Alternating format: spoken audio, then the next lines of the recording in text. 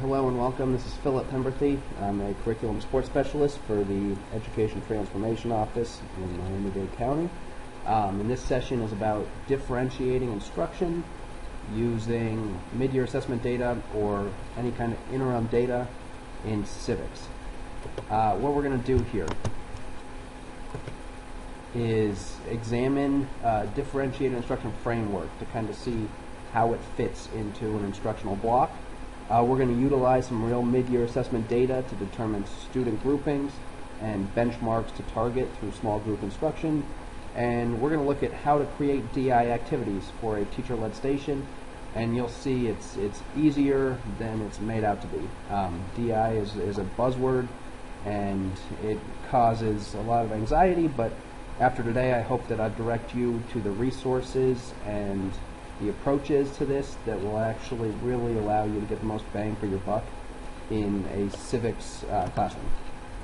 Why do we DI? Well, again, I do think that it's the most efficient way and effective way to reach students at their level. We're able to identify the skills and the content that specific students need remediated, and we're able to give it to them in a small group setting. And I'm a huge proponent that if you listen to students as they grapple with these skill-based content questions, it's really the best way to identify what exactly they need so that we can reach them. In terms of how this fits into the framework, so step one here, we're just going to look, and the traditional framework kind of goes from opening routine to hitting the vocab that's going to be important for a day, and then whole group instruction where we introduce new material. And we're going to pretend for this first little example that, let's say, through whole group we're teaching about criminal and civil law, and then after we teach, we give them all the new information they need about these sources of law. We get into differentiated instruction, and finally we give them an exit slip. Now, these first three parts of instruction are not going to be affected by DI. Students are still going to learn new things about criminal and civil law. It's just that when we get into the DI component, half of them will be continuing, or a third of them will be continuing on what they've learned about criminal and civil law and applying it to some activity. And the teacher is going to be able to pull over a group of students and remediate either a skill or content knowledge that might not be there yet. So how does this work? What you see on the screen here is a DI framework, and there are two different ones that we'll look at. This is a three-station framework where you will see we've got teacher-led, we've got independent, and this is incorrectly labeled, this is technology. There are two different ways to do it, and the first is three stations. So let's say whole group takes 45 minutes, you have 40 minutes remaining, or we'll say 45 minutes remaining for differentiated instruction. That means that you will have three 15-minute stations. The low group, the medium group, and the high group, you're going to have to identify those students and place them accordingly, and we'll look at how to do that with the data that you've analyzed or been provided. But you will see in this, for station one, for example, if we are going to have the teacher-led be where we remediate weak benchmarks, the lowest students are going to come to the teacher first. And here we're going to look at some weak benchmarks and questions associated with those benchmarks for about 15 minutes with the low group. And this might entail just being able to go over one question, or possibly just identifying some core components. It might not be the most rigorous, but at that level, if these students are struggling readers, we're going to meet them exactly where they need to be met and push them to try to get them to that next level. Now, once the whistle blows and we rotate stations, you will see that the low group is going to go over to independent, where they're going to write a compare and contrast paragraph about maybe civil and criminal law, and the second group that comes to the teacher is going to be, again, remediating weak benchmarks. This will be your medium group. So in this second rotation, you can see here who is where. The high group is going to have already written their compare and contrast paragraph, They will have gone over to the technology station, or they're able to get on iCivics and explore something on a web quest or a game, or maybe do a bit of independent research over there. And then finally, during the third rotation, the high group's going to come to the teacher. The low group will have made it over to the technology station. You'll see that everyone gets to all three stations in this way. Something that we've been pushing for in social studies this year, though, is a real authentic end product. And I think that in order for that to happen, students might need more than 15 minutes to really write a good, let's say this is the authentic end product.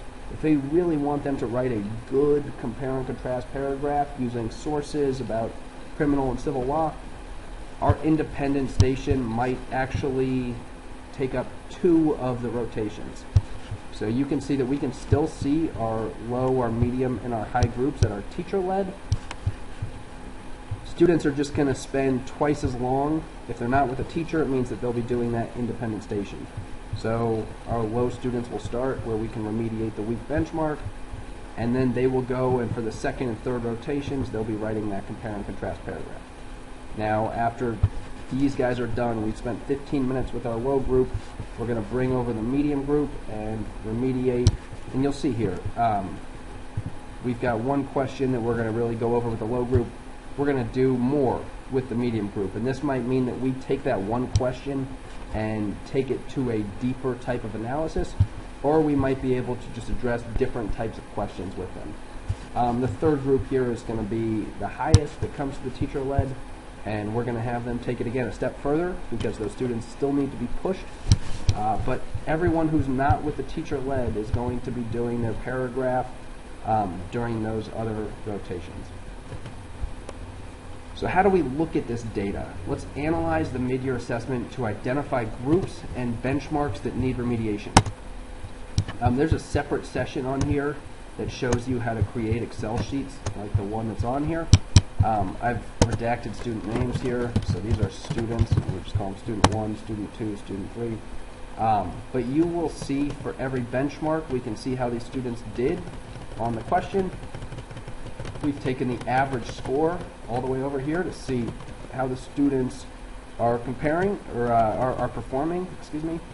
And then down at the bottom, we can see how the class as a whole is doing on certain benchmarks. I'm going to show you a few Excel tricks that are going to help out a lot.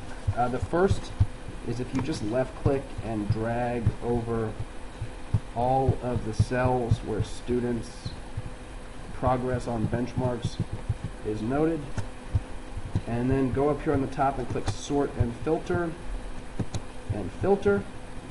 these little sideways play buttons are going to pop up, and it's going to allow us to filter students by any of these benchmarks if we want. We can filter them by any benchmark, or we can look at their average score and filter them that way.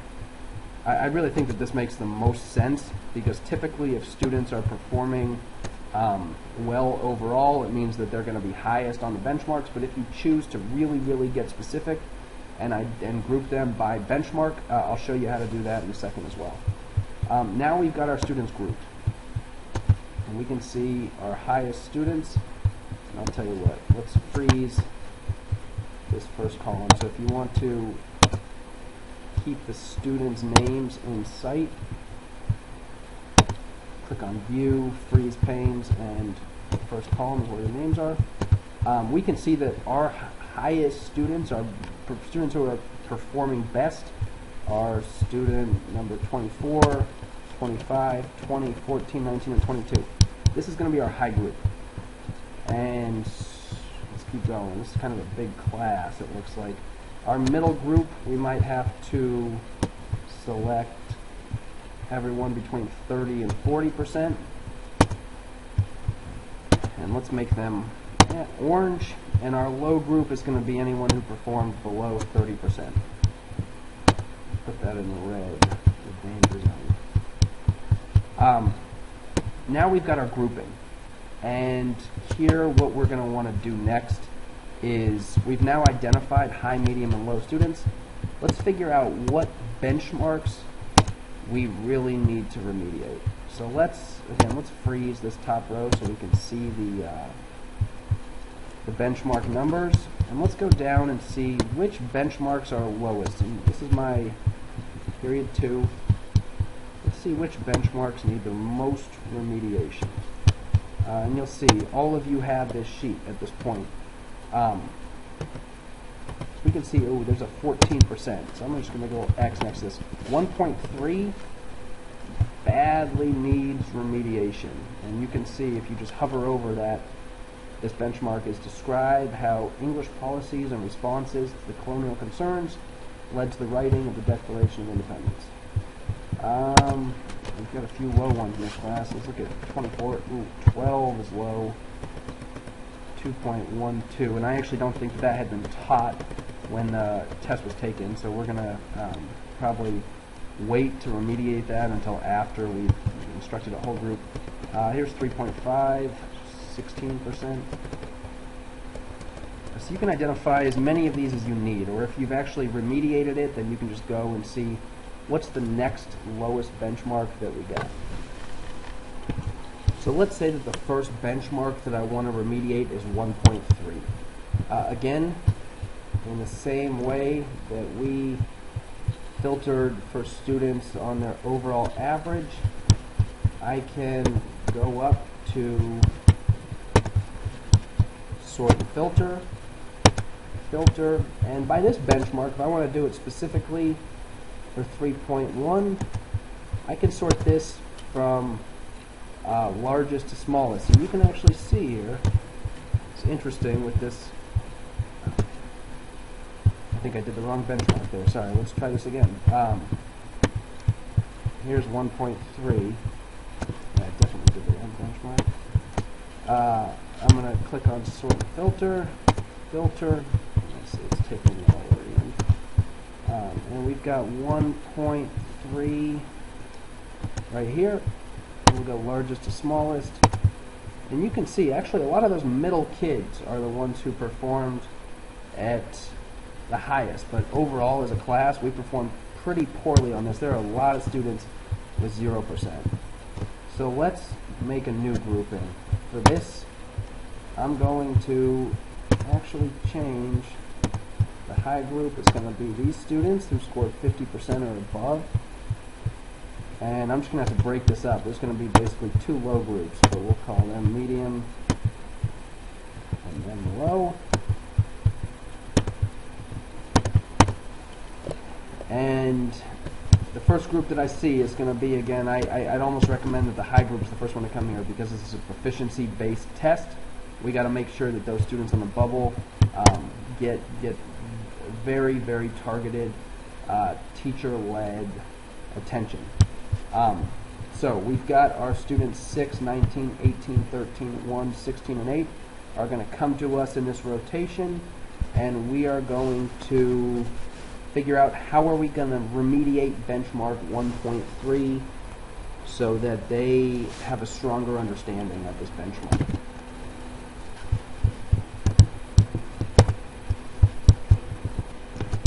There are 2 places that we can go for this. The first is the mid-year assessment, the actual assessment. Let's look at those questions that trip students up, because we'll look and we'll see that sometimes it's the skill, sometimes it's the content knowledge, sometimes it's the combination, which is why students missed a question.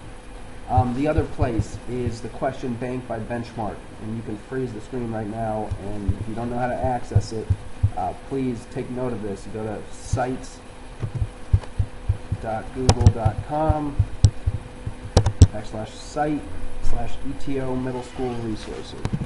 When we come back in part 2, we're going to look into how we're actually going to take these 2 resources and create these teacher-led stations to make sure that we're actually really targeting those either skills or the content that students need directly remediated.